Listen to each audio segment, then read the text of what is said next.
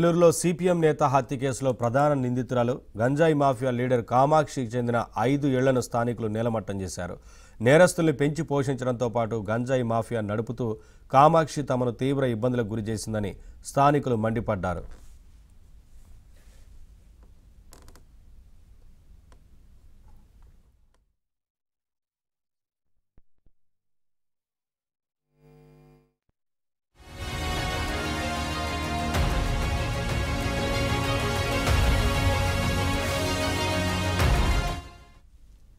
తమ పిల్లలకు గంజాయి అలవాటు చేసి వారి జీవితాలతో చెలగాటమాడిందని వాపోయారు. ఇదేంటని ప్రశ్నించిన వారిపై ఆమె అనుచరులు దాడులు, హత్యాయత్నాలకు పాల్పడ్డారని ఆగ్రహం వ్యక్తం చేశారు. కామాక్షమ్మతో పాటు పెంచలయ్య హత్య కేసులో నిందితులను కఠినంగా శిక్షించాలని డిమాండ్ చేశారు.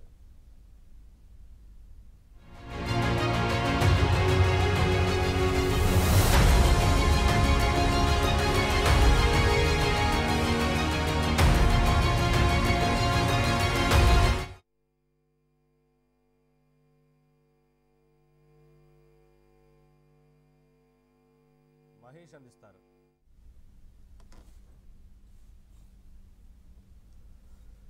ఇదే అంశానికి సంబంధించి మరింత సమాచారం మా ప్రతినిధి మహేష్ అందిస్తారు.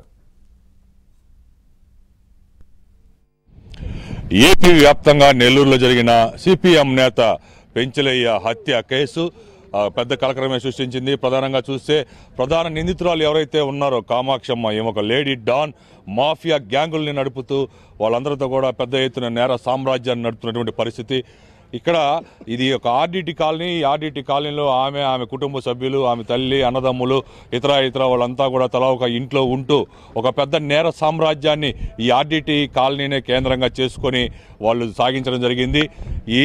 ఇటీవల పెంచలయ్య హత్య కేసులో దాదాపు 14 మంది నిందితులుంటే వాళ్ళంతా కూడా కామాక్షమ్మ ప్రధాన నిందితురాలైన కామాక్షమ్మ సంబంధించినటువంటి వాళ్ళే. వాళ్ళకి సంబంధించిన ఇళ్ళన్నీ కూడా ఇక్కడ ఉన్నాయి.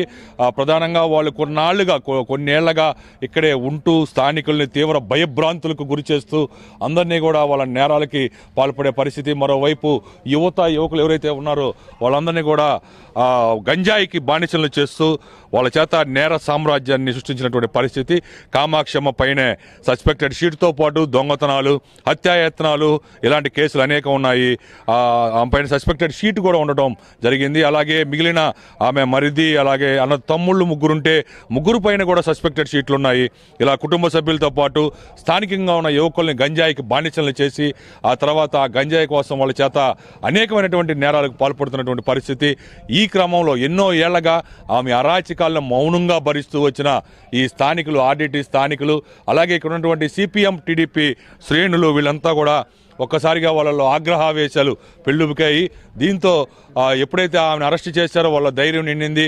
ఒక్కసారిగా రాత్రి వేళ వచ్చి ఆమెకి సంబంధించిన 5 ఇళ్లని కూడా నేలమట్టం చేయడం జరిగింది. ఇక్కడ చూస్తే దాదాపు ఇళ్లలో పెద్ద ఎత్తున ఎప్పటికీ కూడా మారణాయుధాలు ఉన్నాయి. పెద్ద పెద్ద కత్తులు, బరిసెలు, వేట కొడవళ్ళు వంటివి ఉన్నటువంటి పరిస్థితి. ఇక్కడ దాదాపు ఇటువంటి వేట కొడవళ్ళు అనేకం కనిపిస్తూ ఉన్నాయి. లోపల ఈ ఇటుకురాళ్ళు, ఈ శిథిలాల కింద ఇంకా ఎన్ని మారణాయుధాలు ఉన్నాయో కూడా తెలియనటువంటి పరిస్థితి.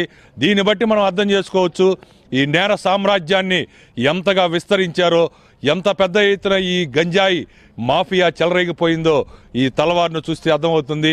ఇక్కడ ప్రతిరోజు నేరస్తులతో ఎంతోమంది ఇక్కడికి రావటం, గంజాయి అమ్మకాలతోటి గందరగోళంగా ఉండేటువంటి పరిస్థితి.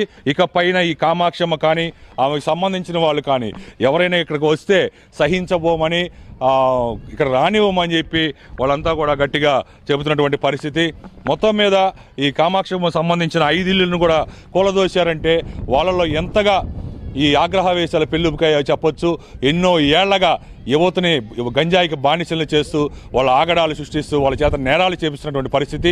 కామాక్షమ్మ కుటుంబ సభ్యుల్లోనే ఎంతోమంది సస్పెక్టెడ్ షీట్లు, 10ల సంఖ్యలో వాళ్ళ పైన కేసులు ఉన్నాయంటే ఈ కామాక్షమ్మ ఎంతగా ఈ నేర సామ్రాజ్యాన్ని నడిపిందో, ఇల్లు కూలదోశారంటే స్థానికుల్లో ఎంతగా ఆగ్రహవేశాలు పెళ్ళుబికాయ అర్థం చేసుకోవచ్చు. ఇదే ఇక్కడ పరిస్థితి. వీడియో జర్నలిస్ట్ కార్యక్రమంతో మహేష్ బాబు, ఏబిఎన్ ఆంధ్రజ్యోతి, నెల్లూరు.